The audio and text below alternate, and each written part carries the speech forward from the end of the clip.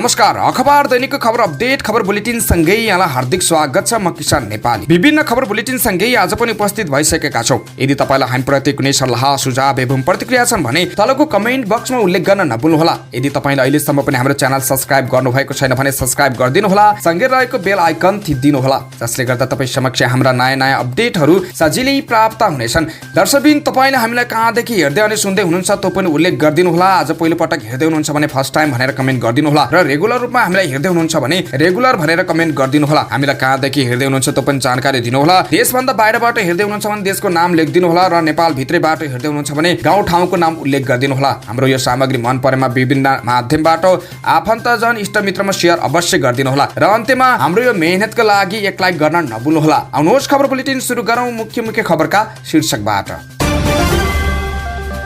अन्तिम ओभरमा फिल्डिङमा कमजोरी हुँदा भारतसँग हार बेहोर्नु पर्यो कप्तान रोहित पौडेलको भनाई। बझाङका सांसद जोशीले भने हेलिकप्टर चढेर नेता आउँछन्, राहत आउँदैन। सडक विभागले सरुवा गर्न नसक्दा काठमाडौँमा डेरा जमाउँदै इन्जिनियर। नेपालगञ्जको कर्फ्यू आंशिक रूपमा हटाइयो, निषेधाज्ञा जारी। काठमाडौँबाट दमाम उडेको नेपाल एयरलाइन्सको जहाज बीच बाटोबाटै फर्कियो। कपिलवस्तुमा सर्पले डस्दा एकै घरका दुई दिदीबहिनीको ज्यान गयो। रिगललाई आम माफी दिने विषयमा सरकारले हामीसँग छलफल गरेन, माधव नेपालको भनाई। 80 लाख रुपियाँ ठगीमा संलग्न दुई विदेशी काठमाडौँबाट पक्राउ। कैदी मिनाको स्वच्छतारी प्रयोग भयो, कानूनका छिद्र टारो गगन थापा। 11.04 अङ्कले नेप्से घट्दा 172 कम्पनीको शेयर मूल्यमा गिरावट, कारोबार र कम्पनी खुम्चिँदै। यही रूपले जनता भाग्ने हो भने 10-20 वर्षमा मुलुक रितिन्छ, चित्रबहादुर केसीको टिप्पणी। दाउपेचको राजनीति गरिरहेको माओवादी केन्द्रसँग वार्ताको औचित्य छैन, डाक्टर बाबुराम भट्टराई। संसदमा दिएको अभिव्यक्तिमा पुनर्विचार गर्न ओलीलाई माओवादी सांसदको आग्रह। सुन तस्करीको जाँचबुझ आयोगले काम थाल्यो। प्रधानमन्त्री प्रचण्ड र एमसीसी के सीईओ को फोटो एकसाथ देख्दा गलानी भयो, रगजी पन्तको भनाई। बचतकर्ताको 4.5 करोड रुपियाँ हिनामिना गर्ने सहकारी सञ्चालक पक्राउ। सिक्किममा ताल फुटेर आएको बाढीमा परि 14 जनाको ज्यान गयो, सेनाका 22 जवान सहित 102 जना बेपत्ता। र सन् 2030 को विश्वकप फुटबल स्पेन, पोर्चुगल र मोरक्कोले संयुक्त रूपमा आयोजना गर्ने। अब समाचार विस्तारमा। चीनमा चलिरहेको 19औं एसियाली खेलकुद प्रतियोगितामा सहभागी भई नेपाली राष्ट्रिय क्रिकेट टोली स्वदेश फर्किएको छ।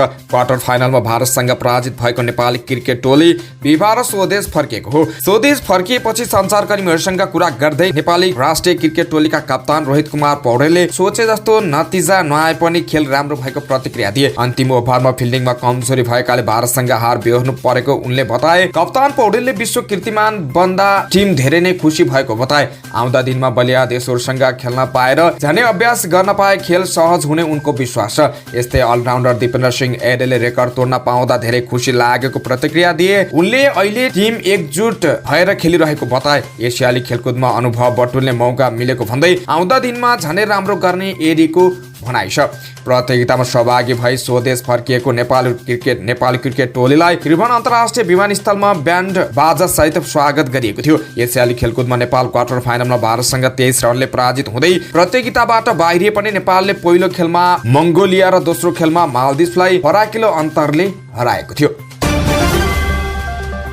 एकीकृत समाजवादीका नेता भानुभक्त जोशीले बझाङ र ओरपरका जिल्लामा भूकम्प पीडितका लागि तत्काल राहतको व्यवस्था गर्नुपर्ने बताएको छन्। बिहिबार संसद बैठकको विशेष समयमा बोल्दै बझाङबाट निर्वाचित प्रतिनिधि सभा सदस्य जोशीले 16 असोजमा गएको भूकम्पले जिल्लाका सबै पालिकामा क्षति पुगेको भन्दै पीडितलाई तत्काल राहत र घाइतेलाई उपचारको व्यवस्था गर्न माग गरेका छन्। प्रधानमन्त्री, उप प्रधानमन्त्री तथा मन्त्रीहरू त्यसतर्फ जान लागेकोमा धन्यवाद दिँदै जोशीले भ्रमण गर्ने भन्दा विशेष कार्यक्रमको घोषणा गर्नुपर्ने माग गरे। यसअघि 2078 सालमा गएको बेमौसमी वर्षाका कारण ठूलो क्षति भएको थियो। एकै घरका 7 जनाले ज्यान गुमाए भने धनजनको क्षति भयो। त्यस बेलाका प्रधानमन्त्री, गृहमन्त्री र मुख्यमन्त्रीले भ्रमण गरेर आश्वासन दिए पनि 3 वर्षसम्म पीडित राहत पाउन सकेका छैनन्। सांसद जोशीले भने नेताहरू आउँछन्, हेलिकप्टरमा घुम्छन् र आश्वासनका ठूला भारी बोकाउँछन्, तर जनताले केही पाउँदैनन्। यस्तो पीडाको अवस्थामा म सरकारलाई कमसेकम त्यो जिल्लाको समग्र अवस्था हेरेर अहिले विशेष कार्यक्रम घोषणा गर्न माग गर्दछु। अहिले बझाङ लगायत आसपासका जिल्लामा दर्दनाक अवस्था रहेको भन्दै के कसरी हुन्छ सरकारलाई राहत र उद्धारका लागि अनुरोध गरे। सरकारी कार्यालय, स्वास्थ्य चौकी र विद्यालय भवनसँग निजी घर बस्न लायक छैनन्। उनले भने सामान्य राहतले मात्रै नपुग्ने हुँदा विशेष पुनर्निर्माणको योजना लिएर बझाङ र त्यस वरपरका जिल्लालाई भूकम्प प्रभावित वा संकटग्रस्त जिल्लाका रूपमा घोषणा गरेर सरकारले विशेष कार्यक्रम ल्याउन अनुरोध गर्न चाहन्छु। जोशीका अनुसार 16 असोजको भूकम्पका कारण बझाङसँगै बाजुरा, अछाम, डोटी र बैतडीमा पनि क्षति भएको छ। बझाङमा सुक्खा पहिरोमा परि गुणदेवी जोशीको ज्यान गएको र 2 जना घाइतेको काठमाडौँमा उपचार भइरहेको पनि सांसद जोशीले बताएका छन्। नियम अनुसार 15 असोज भित्र इन्जिनियरिङ सब इन्जिनियरिङको सरुवा गर्न सडक विभाग असफल भएको छ। विभागले तोकिएको अवधिभित्र नियमित सरुवा टरुवा नै गर्न नसकेपछि अब कागजमा कर्मचारी सरुवा गर्नुपर्ने अवस्था आएको छ। निजामती सेवा नियमावली अनुसार कर्मचारीहरूलाई सामान्य प्रशासन मन्त्रालयले प्रत्येक वर्षको भदौ 1 भदौ मसन्ता भित्रमा सरुवा गरिसक्नुपर्छ। मन्त्रालय वा मन्त्रालय स्तरको केन्द्रीय निकाय वा विभागले प्रत्येक वर्षको असोज 1 गतेदेखि असोज 15 गते भित्र सरुवा गर्नुपर्ने नियम छ। त्यसैका आधारमा क्षेत्रीय प्रदेश स्तरका निकायले प्रत्येक वर्षको असोज 16 गतेदेखि असोज मसान्त भित्र सरुवाको निर्णय गर्नुपर्ने हो। तालिका बाहेकको समयमा सरुवा गर्नु परेमा सामान्य प्रशासन मन्त्रालयको सहमति लिनुपर्ने व्यवस्था छ। तर विभागको नेतृत्वले निर्णय गर्न नसकेपछि इन्जिनियरहरूले विभिन्न किसिमको दबाव बढाएको छन्। विभाग अन्तर्गत करिब 500 इन्जिनियर 800 सब इन्जिनियर कार्यरत छन्। 15 असोज भित्र सरुवा हुने आशामा अहिले करिब 150 इन्जिनियरहरू काठमाडौँ आएर बसेको विभाग स्रोतको दाबी छ। उनीहरू विभागदेखि राजनीतिक दलका नेताकोमा समेत पुगेर पाएक पर्ने स्थानमा सरुवाको वातावरण बनाउने गरी दौडधुपमा रहेका छन्। 3 दिनदेखि नेपालगञ्ज उपमहानगरपालिका क्षेत्रमा लगाइएको कर्फ्यू आंशिक रूपमा हटाइएको छ। जिल्ला प्रशासन कार्यालय बाँकेले सूचना जारी गरी बिहिबार बिहान 8 बजेदेखि साँझ 8 बजेसम्मका लागि नेपालगञ्ज उपमहानगरपालिका क्षेत्रमा लगाइएको कर्फ्यू हटाएको जनाएको छ। आज साँझ 8 बजेदेखि भोलि बिहान 6 बजेसम्म भने कर्फ्यू जारी रहनेछ। आज बिहानदेखि साँझसम्म कर्फ्यू खुकुलो पारिए पनि निषेधाज्ञा भने जारी छ। सुरक्षा संवेदनशीलतालाई मध्यनजर गर्दै 5 जना भन्दा बढी भेला हुन, जुलुस निकाल्न, भेला बैठक गर्न, पोस्टर पर्चा टाँस्न रोक लगाउँदै निषेधाज्ञा भने जारी राखेको बाँकेका प्रमुख जिल्ला अधिकारी विपिन आचार्यले जानकारी दिए। बुधबारको सर्वपक्षीय बैठकमा सामाजिक सद्भाव काम गर्ने सहमति भएको थियो। त्यसपछि आज बिहानदेखि कर्फ्यू खुकुलो पारिएको हो। काठमाडौँबाट साउदी अरबको दमामका लागि उडेको नेपाल एयरलाइन्सको जहाज बीच बाटोबाट काठमाडौँ फर्किएको छ। बुधबार राति त्रिभुवन अन्तर्राष्ट्रिय विमानस्थलबाट उडेको RA 412 नम्बरको जहाज करिब 1 घण्टा पछि काठमाडौँ फर्किएको हो। विमानस्थल कार्यालय स्रोतका अनुसार उक्त जहाज पाकिस्तान नजिकको आकाशबाट फर्किएर बुधबार राति करिब 11:15 बजे काठमाडौँमा अवतरण गरेको थियो। जहाज आसपास केही खतरा भए त्यसको संकेत दिने प्राविधिक टिकासमा खराबी देखिएपछि जहाज बीच बाटोबाट फर्केको स्रोतले बताएको छ। स्रोतका अनुसार उक्त जहाजको प्राविधिक परीक्षणको काम जारी छ। यात्रुका लागि भने वैकल्पिक जहाजको व्यवस्था गरिएको थियो। कपिलवस्तुमा सर्पले डस्दा एकै घरका 2 दिदीबहिनीको ज्यान गएको छ। अस्ति मंगलबार राति सर्पले डसेर बिरामी भएका बाणगंगा नगरपालिका 9 जिनुवाका मोतीलाल छेत्रीका 3 वर्षीय छोरी रितिका र 8 वर्षीय छोरी इशिकाको ज्यान गएको वडाध्यक्ष कमल पौडेलले जानकारी दिनुभयो। उहाँका अनुसार आमासँग सुतिरहेका उनीहरूलाई राति सर्पले डसेको थियो। उनीहरूको उपचारको क्रममा हिजो लुम्बिनी प्रादेशिक अस्पताल बुटोलमा ज्यान गएको हो। सर्पले डसेको थाहा पाएपछि दुबैलाई उपचारका लागि कपिलवस्तु सर्पदङ्ग अस्पताल उपचार केन्द्र गुरुसिंघेमा लगिएको थियो। तर त्यहाँ उपचार हुन नसकेपछि लुम्बिनी प्रादेशिक अस्पताल बुटोल लगिएको थियो। नेकपा एकीकृत समाजवादीका अध्यक्ष एवं पूर्व प्रधानमन्त्री माधव कुमार नेपालले नेपालगञ्जका चेतन मानन्धरको हत्याका दोषी जेल सजायकै क्रममा माफी पाएर रिहा भए रिगल भनिने योगराज ढकालका बारेमा आफूहरूलाई कुनै जानकारी नदिई निर्णय गरेको दावी गर्नुभएको छ। आज बिहिबार रौतहटको चन्द्रनिगाहपुरमा भएको कार्यक्रममा अध्यक्ष नेपालले मन्त्री परिषदले निर्णय गर्न अघि आफूहरूलाई कसैले केही जानकारी नदिएको बताउनुभयो। ज्यान मार्ने अपराध पुष्टि भएर जन्मकैद भएको व्यक्तिलाई छुटाउनु कानुनी राज्यकै अपमान भएको उहाँको भनाइ छ। अध्यक्ष नेपालले यस विषयमा आफूले प्रधानमन्त्री पुष्पकमल दाहाल प्रचण्ड समक्ष कुरा राख्ने पनि बताउनुभयो। कानुन मिचेर काम गर्नेलाई सरकारले दण्डित गर्नुपर्नेमा उन्मुक्ति दिन नहुने उहाँको भनाइ छ। मानन्धरलाई खुना प्रहार गरी हत्या गरेको कसुरमा जेल परेका रिगलको 12 वर्ष कैद सरकारले संविधान दिवसका अवसरमा माफी दिएपछि चौतर्फी विरोध भइरहेको छ। मानन्धरकी श्रीमती भारतीले सर्वोच्चमा रिट दिनुभएको छ। झण्डै 80 लाख रुपियाँ ठगी गरेको आरोपमा पाकिस्तानी र अजरबैजानी नागरिक पक्राउ परेका छन्। काठमाडौँ उपत्यका अपराध अनुसन्धान कार्यालयको प्रहरी टोलीले पाकिस्तानको रावलपिण्डी घर भए अहिले थमेल बस्ने नाजिर मोहम्मद र अजरबैजानका आयसेल हुसेनीलाई पक्राउ गरेको कार्यालयका प्रहरी निरीक्षक रविन्द्र रेग्मीले जानकारी दिनुभयो। पाकिस्तानी र अजरबैजानी नागरिकको साँठगाँठ तथा मिलेमत्तमा वैदेशिक रोजगारका लागि चेक रिपब्लिक, नर्वे, पोल्यान्ड, पोर्चुगल लगायतका देशमा पठाइदिने भनी श्रम स्वीकृति लगायतका नक्कली कागजात देखाएर विश्वासमा पारेर ठगी गर्ने योजना बनेको थियो। विदेश पठाउने प्रक्रियाका लागि लाग्ने खर्च प्रति व्यक्ति 1000 अमेरिकी डलर लिने गरेको नक्कली अफर लेटर, श्रम स्वीकृति, भिसा लगायतका कागजात देखाई रकम पठाउन लगाउने गरेको अनुसन्धानका क्रममा खुलेको प्रहरी उपरीक्षक रेग्मीको भनाइ छ। नाजिर र आयसले 80 लाख रुपियाँ ठगी गरेको प्रारम्भिक अनुसन्धानबाट खुलेको प्रहरीले जनाएको छ। त्यस्तै नेपाली कांग्रेसका महामन्त्री गगन थापाले संविधान दिवसका दिन गरिएको कैदी माफी मिनाहाका विषयमा उठेका प्रश्नको सरकारले जवाब दिनुपर्ने बताएका छन्। बिहार प्रतिनिधि सभाको विशेष समयमा बोल्दै उनले सार्वजनिक रूपमा विरोध भएको सरकारको उक्त निर्णयका विषयमा सांसदलाई जवाब दिनुपर्ने बताएका छन्। सरकारले संविधानमा उभिएर हामीलाई बताउनु पर्छ, त्यो फेस गर्नुपर्छ, जवाब दिनुपर्छ उनले भने। निर्णय गरेर भाग्न पाइँदैन, यत्रो सार्वजनिक प्रश्न उठेको छ उनले भने। सरकारले संविधानले बनाएका कानुनको उपव्याख्या र दुरुपयोग गरेर कैदी मिनाहा माफी दिएको भन्दै महामन्त्री थापाले सभामुखले अग्रसरता लिएर ती सबै कानुनलाई संसदमा ल्याएर कैद छुटका विषयमा एकीकृत र छिद्र नहुने गरी कानुन बनाउनु पर्ने बताए। हाल मुलुकी फौजदारी कार्यविधि संहिता, मुलुकी फौजदारी कसुर तथा सजाय निर्धारण ऐन, कारागार ऐन र सर्वोच्च अदालतका विभिन्न फैसलालाई आधार बनाएर कैद छुटको निर्णय हुने गरेको थापाले बताएका छन्। तर सरकारले यी कानुन र अदालतको निर्णय मध्ये जुन कानुनमा टेक्दा सहज छुट दिन सकिन्छ त्यसैमा टेकेर निर्णय गरेको भन्दै यसरी भइरहेको कानुनको दुरुपयोग रोक्नुपर्ने बताएका हुन्। हामीले बोलाएको कानुनको स्वेच्छाचारी प्रयोग भएकाले सबै कानुन फिर्ता लिएर त्यसलाई एउटै कानुन बनाउनु पर्छ। थापाले भने यस्तो होस् कि जसले गर्दा भोलि गएर कसैले अपव्याख्या गर्न नसकोस्। अहिले संसदले कानुन संशोधन नगर्ने हुने आगामी फागुन 7 मा पनि सरकारले कानुनको अपव्याख्या गरेर कैद छुट दिन सक्ने थापाले बताए। 2075 सालमा मुलुकी फौजदारी संहिता र मुलुकी फौजदारी कसुर तथा सजाय निर्धारण ऐन जारी भए यता हालसम्म सरकारले 6746 जना कैदीबन्दीको कैद मिनाहा गरेको थापाले बताएका छन्। साताको अन्तिम कारोबारका दिन बिहिबार शेयर बजारमा दोहोरो अङ्कको गिरावट भएको छ। बिहिबार बजार परिसूची नेप्से 11.04 अङ्कले गिरावट हुँदा 1956.12 को बिन्दुमा बन्द भएको छ। शेयर लगानीकर्ता बढ्दो निराशले नेप्सेसँग कारोबार रकम पनि घट्दै गएको छ। मंगलबार 17.56 अङ्कले गिरावट भएको नेप्से बुधबार 9.24 अङ्कले वृद्धि भएको थियो। तर बिहिबार पुनः सोमबारको क्लोजिङ बिन्दुमा 0.56% गिरावट भएको हो। बिहिबार म्युचुअल फन्ड बाहेक सबै उपसूचकमा गिरावट भएको छ। म्युचुअल फन्ड उपसूचक 2.34% बढेर बन्द भएको छ।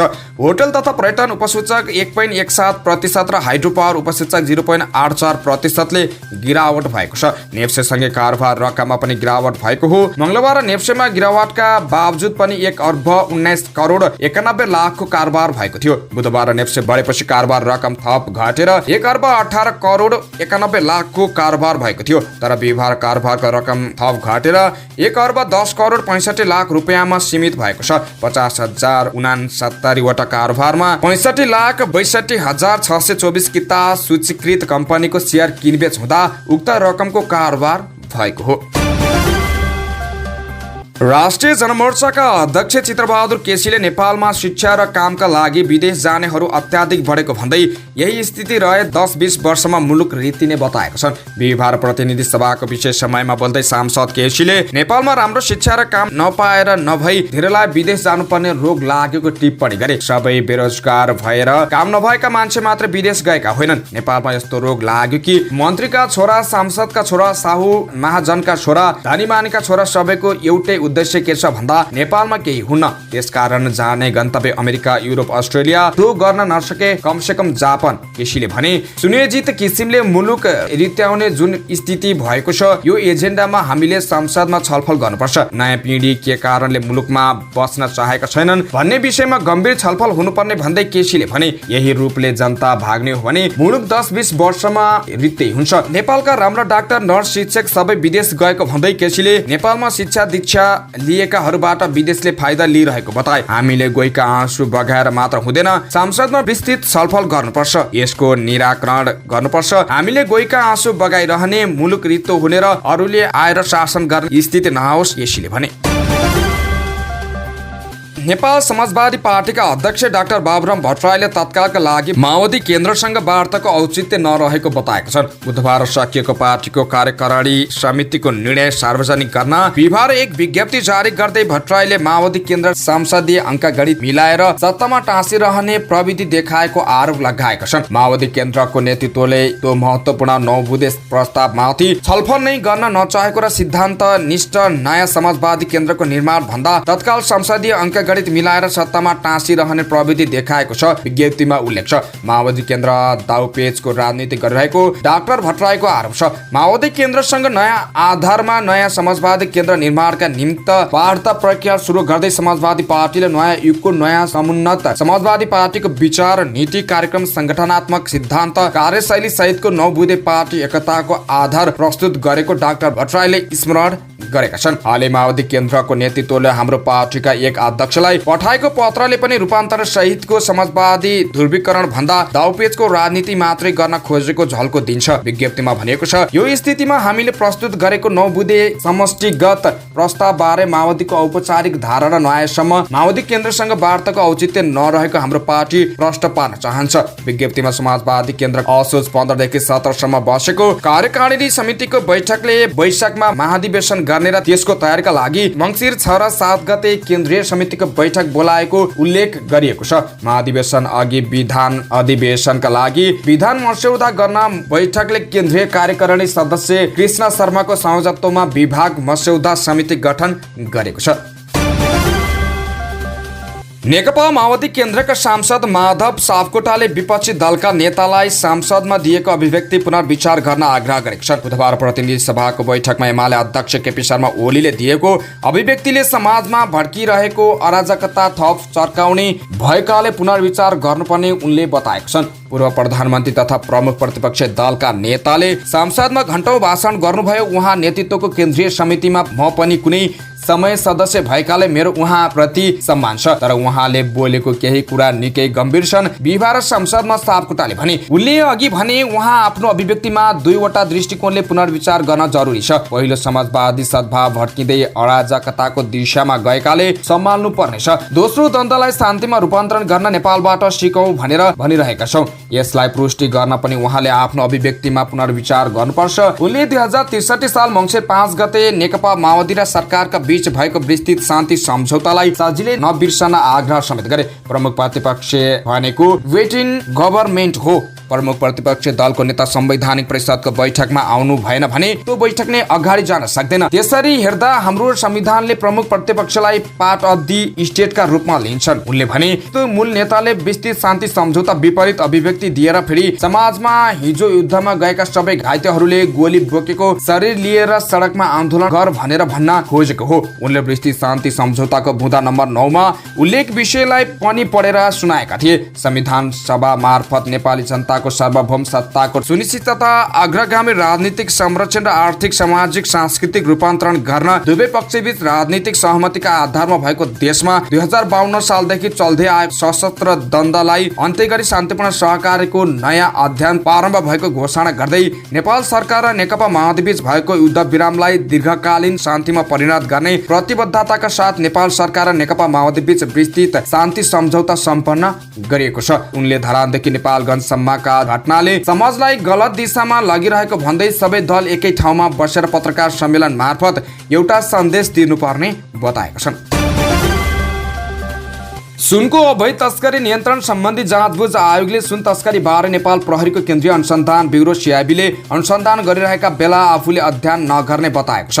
तर सिआइबीले अनुसन्धान सकेपछि त्यसका कमी कमजोरी भएको छ कि छैन भनेर चाहिँ आयोगले हेर्नेछ।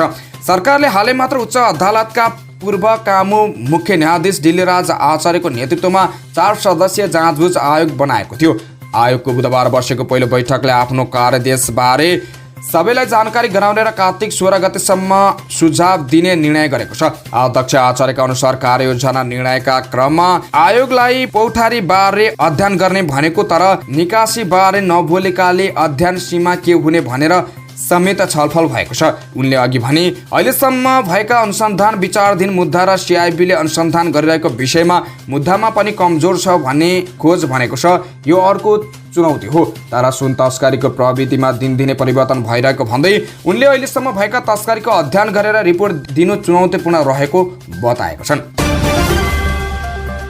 प्रमुख प्रतिपक्षी नेकपा एमालेका सांसद रघुजी पन्तले प्रधानमन्त्री पुष्पकमल दाहाल प्रचण्डले पदीय हैसियत विपरीत एमसीसी कार्यान्वयन भएको हर्षोल्लास कार्यक्रमको उद्घाटनमा शारीक भएको भनी प्रश्न उठाएको छन्। मंगलबार प्रधानमन्त्री प्रचण्ड र अमेरिकी सहयोग सम्बन्धी परियोजना मिलेनियम च्यालेन्ज कर्पोरेसन एमसीसी का प्रमुख कार्यकारी अधिकृत सीईओ एलिस अल्ब्राइट हर्षोल्लास कार्यक्रममा उपस्थित भएका थिए। उक्त कार्यक्रमको फोटोलाई देखाउँदै एमाले सांसद पन्तले प्रश्न उठाएका छन्। जोइन्ट गर्दा इक्विभ्यालेन्ट प्रधानमन्त्री पदसँग सुहाउने मान्छे भए त ठिकै छ, तर एमसीसी को एजुकेटिभ अफिस डाइरेक्टर र प्रधानमन्त्री बराबर हो। सभामुख महोदय हेप्न छाड्दैनन् पन्तले बुधबार प्रतिनिधि सभाको बैठकमा भने। उक्त कार्यक्रमको फोटो देख्दा आफूलाई ग्लानि भएको उनको भनाइ छ। एउटा स्वाभिमानी नेपाली नागरिकको हैसियतलाई स्वाभिमानी नागरिकलाई प्रतिनिधित्व गर्ने प्रतिनिधि सभाको हैसियतले यो फोटो हेर्दा मलाई ग्लानि भयो। उनले भने कृपया प्रधानमन्त्रीज्यू र परराष्ट्र मन्त्रालयले भविष्यमा यस्ता विषयहरूमा ध्यान दियोस्। उनी अगाडि भन्छन्,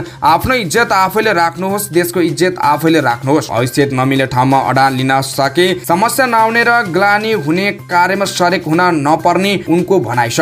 अन्यथा हेपिनु पर्ने उनलाई लाग्छ। पूर्व प्रधानमन्त्री माधवकुमार नेपाल र कांग्रेस नेता गणेशमान सिंहबाट सिक्न प्रधानमन्त्री प्रचण्डलाई एमाले सांसद पन्तको सुझाव छ।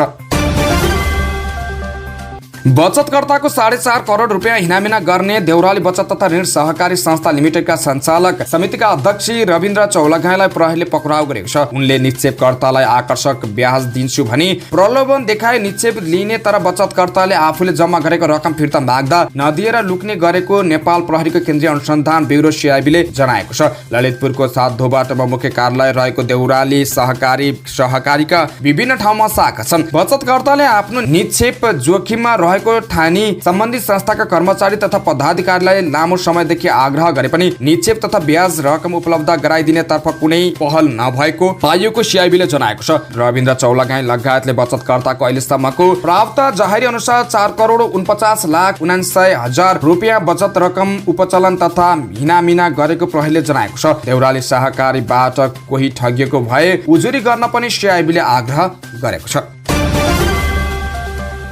भारतको सिक्किम राज्यको उत्तरी क्षेत्रमा रहेको लोहनाक ताल फुटेर आएको बाढीमा परि अहिलेसम्म 14 जनाको ज्यान गएको छ।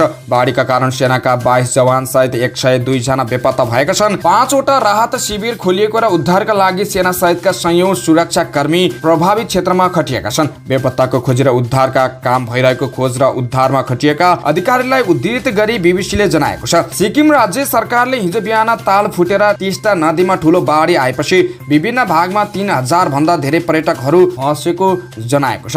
भवन र गाडीमा पनि क्षति पुगेको छ। भारतीय प्रधानमन्त्री नरेन्द्र मोदीले हिजो सिक्किमका मुख्यमन्त्री प्रेमसिंह तामाङसँग कुरा गरी आफूले सक्दो सहयोग गर्ने आश्वासन दिनुभएको छ।